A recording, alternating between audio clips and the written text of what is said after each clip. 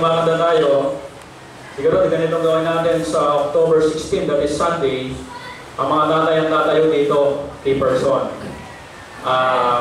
Yung organization ni Brother Lester, tuturuan kayo kasi may mga protocol yung pagtayo dito. May mga protocol yan. Okay ba mga tatay? Amen. Wow, walang amen ha. Okay. So, October 16, kayo po magpapakanta, magwe-welcome song, Bible reading, Bible pledge. Kayo po mga tatay. May protocol yan sa suot, yung projection. Alam, si Lester po ang bahala sa inyo, yung ating in charge sa pagtayo dito sa harapan. Kaya siguro mamaya bitingin na ito, kung ano yung mga gagawin, kung sino yung kanya-kanya kasing galing ng mga tatay natin eh. Kung saan kayo magaling, kung kayo ilalagay sa song leading. Okay, ganun po yung gagawin natin. Okay, okay po ba mga tatay? Okay, kaya maghanda-handa po kayo this coming October 16. Kayo po lahat ay tatayo dito. Isa sa protocol, sabihin ko na sa inyo, lahat ng key person na tumatayo dito dapat nakangiti. Nagpapakanta, basta pagtayo mo dito dapat nakangiti ka. Ano po? Okay. Kaya isang tip lang po yun. Okay po ba mga tatay? Okay. Handa po ba? Wow. Amen. Sige po. Kayo po ang in charge sa October 16. Take note, Brother Sir. Okay. Tayo po ay dadako sa ating ika-apat na yugto ng ating tinatalakay na focus. Marami. Focus, part number 4. Hezekiah, a godly king of Judah. Yan po yung ating didiscuss. Si King Hezekiah, siya ay godly king ng Judah. Tayo pong lahat ito kayo, kaya po man ay matalangin. Pamanaming Diyos, makapangyarihan sa lahat, pangunahan at gabayan kami sa ilang bagay na pag-uusapan namin at huling pagtalakay, Panginoon, sa buwan na ito, at ang buwan, Panginoon, sa pagpupokus at paglilingkuran namin sa inyo ng mas masagana pa. Salamat, Panginoon, sa anong pagkukulang namin, gabayan kami ng inyong banal na Espiritu, at nawa sa umagang ito, ang batid nyo, ang mga laman ng puso namin, digisin kami, Panginoon, sa aming mga kalikuan, nang sa gayon ay hindi ito maging hadlang sa masaya, sa pagpupokus, na pagdidig ng inyong salita. Pangunahan kami, Panginoon, ng inyong pong banal na Espiritu. Salamat ng marami. Ito po ay hinihiling namin at nagpapasalamat sa pangalan ng Panginoon Jesus. Amen. Doon na po tayong lahat. Maraming salamat po sa inyo. Part number 4. I-discuss natin ngayon si King Hezekiah. At pag-uusapan natin minsan pa kung ano ang kahalagahan ng pag-focus sa Panginoon. Ito na po yung huling linggo natin. Bakit tinawag si King Hezekiah, sa i-discuss natin ngayon, na godly king? Bakit siya maka-Diyos? Ano ang kanyang ginawa? Bakit siya tinatawag natin ngayon na godly king? Nung bang siya ay nanungkulan na bilang hari, ano ang kanyang ginawa? Yan po yung ating sisimulan muna, yung background ng pag-upo niya bilang hari, at ano yung kanyang mga inasigaso na problema ng bansang Israel. Ganoon naman talaga kapag ito ay talagang gusto mong ayusin ang bansa mo, pag-upo mo, umpisahan mo talagang trabahuhin, yung dapat trabahuhin.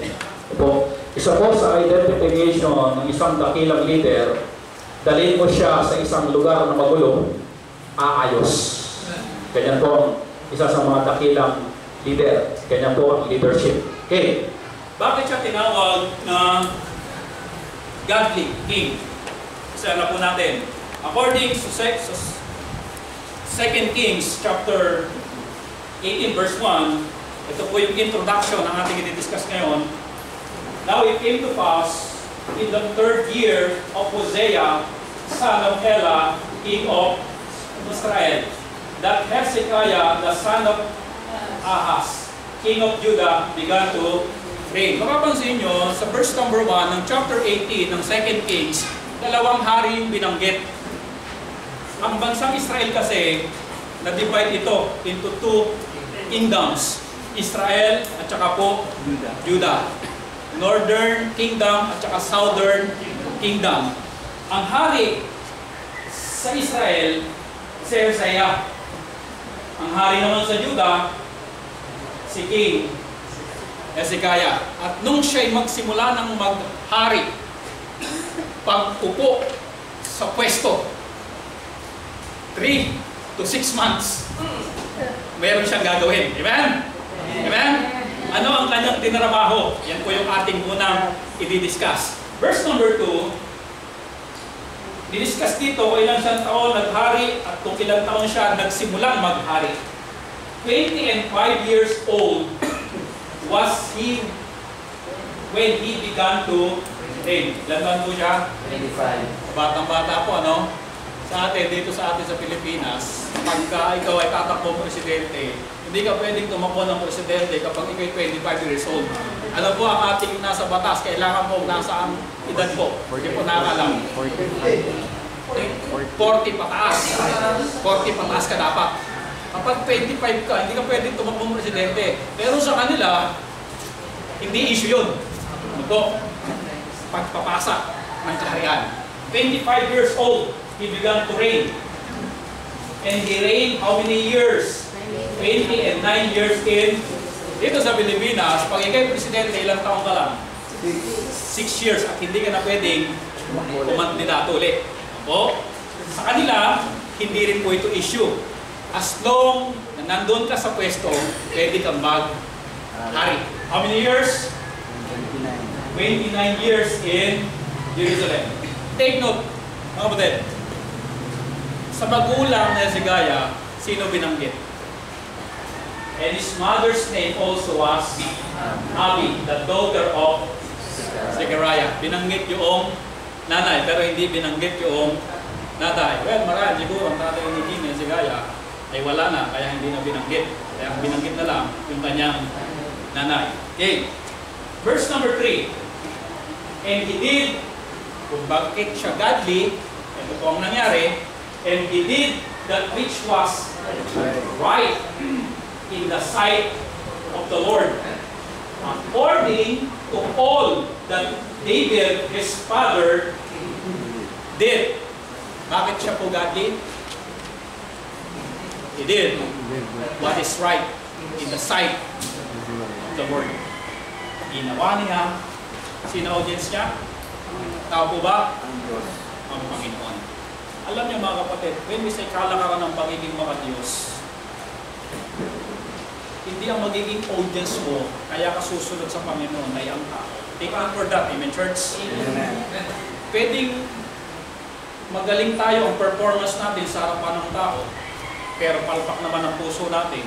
Hindi pa rin yun ang basihan eh. Ang basihan mga kapatid ng pagiging godly or godliness in the sight of the Lord. Saan ka man naroon, ano man ang iyong ginagawa, you consider the eyes of the Lord na nakatingin sa atin from time to time. Amen. Ano po? In the sight of the Lord, according to all that David, his father, did. Kagandahan dito kay Hezekiah, meron siya nakitang pattern. Anong pattern nakita niya? Pattern ni King David. Well, si David, tinagurihan itong a man's after God's own heart. Ang taong malapit sa puso ng Diyos. Kaya, nakita siya ng pattern kung paano niya babalangkasin, paano niya i-apply yung pagiging godly kasi may nakita siyang pattern. Church, it is important na mayroong pattern. Amen. Sa pagtahi ng pantalon, may pattern yan. It is important na may pattern para hindi maligaw. Amen? Are we willing to become a pattern?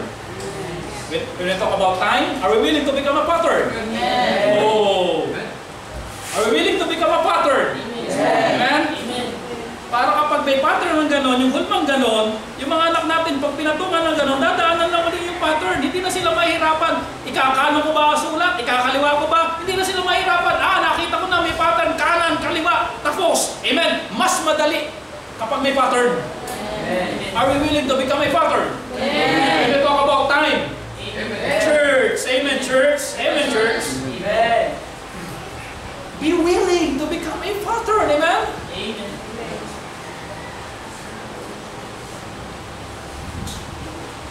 nakita ko to sa kanila, talagang ito. Talagang pag pinadok about time, hindi yan nalilate. Amen, church? Amen. Sarap na may pattern. According to all that David, his father, did, hindi nahirapan si King Hezekiah because of the pattern. Because of the father of King David, his father. Another verse. Ito ang ginawa niya, church, kung bakit siya naging godly. Sabi ng Bible, basahin natin sabay-sabay. You rule the high places and break the hinges and cut down the doors and break in pieces the brazen serpent as Moses made. For on those days the children of Israel did burn incense to it and called it Nehushtan. Nung hindi pa hari si Hezekiah, iba ang focus ng Juda. Saan sila nakapokus at sino ang pinag-iilingkuran nila? Mga Diyosan. Doon sila nakapokus. Yun ang alam nilang dapat paglingkuran. Doon sila nagbibigay ng atensyon, doon sila nagbibigay ng service nila, doon sa mga Diyos-Diyosan. At isa sa pinakamagandang ginawa ni King Hezekiah, pag-upo niya sa pwesto, 3 to 6 months. Naghihingi pa ng extension na 6 months. Amen, church? He removed. When we say He removed, tinanggal, at hindi lang tinanggal yung mga ribultong yan, ginaba pa, winasak, at pinagpira-piraso. Hindi na talaga makikilala, hindi na talaga papakinabangan, kasi po, wasak. Totally. He removed. Listen carefully, church. Are you listening? Amen. Si Brother Lester, halimbawa lang po meron po siyang suot na helmet. Kulay dilaw. Tawag siling. At yung helmet ni suot ni Brother Lester, ang kilo niya, 3 kilos. 3 kilos. Bigat. Di ba yung mga helmet, yung mga laki yan eh. At kapag suot ni Lester yan, saan man pumunta si Lester, yung pressure ng bigat, dala-dala niya.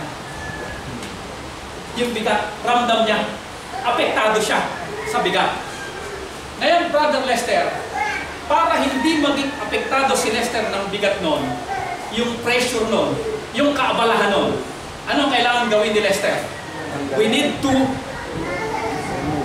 remove. Hanggang nasa ulo yan ni Brother Lester, yung pressure nasa kanya. Are you listening, church? Amen. Sa buhay na ito, halimbawa, meron tayong mga bagay na dapat na nire-remove. For example, sama ng loob. Hanggang ang sama ng loob nandiyan, saan ka man pumunta, ang pressure at bigat niya mananatili niya. Amen. Kumanta ka dyan, kumamay ka dyan, mag-imbita ka ng bisita dyan, maglingkod ka dyan, hanggang nandiyan yan, mabigat. Are you listening, church? Amen. Ano dapat natin gawin? Ang dapat natin gawin, yung ginawa ni King Hezekiah, ano po? He removed. At pag ni-remove mo yan, are you listening, church? Amen. Apektado ka pa ba? May pressure pa ba? May bigat pa ba? Wala eh. Kasi po, ni-remove natin. Amen. Church? Amen. Amen. Right. Preach. Yung inggit. Hanggang nasa yung inggit, yung pressure niya nasa iyo. Amen. Great. Yung selos, yung pagdududa, hanggang hindi mo yan nire-remove, yung pressure niyan, nasa iyo yan. Yung bisyo, hanggang hindi mo yan tinatanggal, yung pressure niyan, ang epektong negatibo niyan, nasa iyo yan. Amen. Lahat po mga kapatid na hindi kalooban ng Diyos, yung epekto niya negative. Are you seeing, church? Amen. That's why we need to what? To remove. Kaya bang i-remove? Sisi kaya. Babanggain niya yung mga taong kumikilala sa Diyos-Diyosan. Amen, church? Pero alam niya na ito'y hindi kalooban ng Diyos. Tinanggal niya. Nilakasan niya ang loob niya. Pinagtibay niya yung loob niya sa pagtanggal ng mali. Amen, church? Dapat mga kapatid, mas malakas ang loob natin sa pagtatanggal ng mali sa pagkatao natin. Yung nakasanayan natin ng maling habit, dapat tanggalin yan. Amen, church? Hanggang nandyan yan may pressure. Pag sinabi ni Pastor, walang mali. Ang mali, kakandaduhan ng pinto. Yung pressure niya nasa atin. Kapag tayo dumadating dito, ng ano po, ng late. Pero pag tinanggal na natin yan sa ating pagkatao, yung pressure niya, ano mga kapatid, wala na sa atin. We need to what? Remove.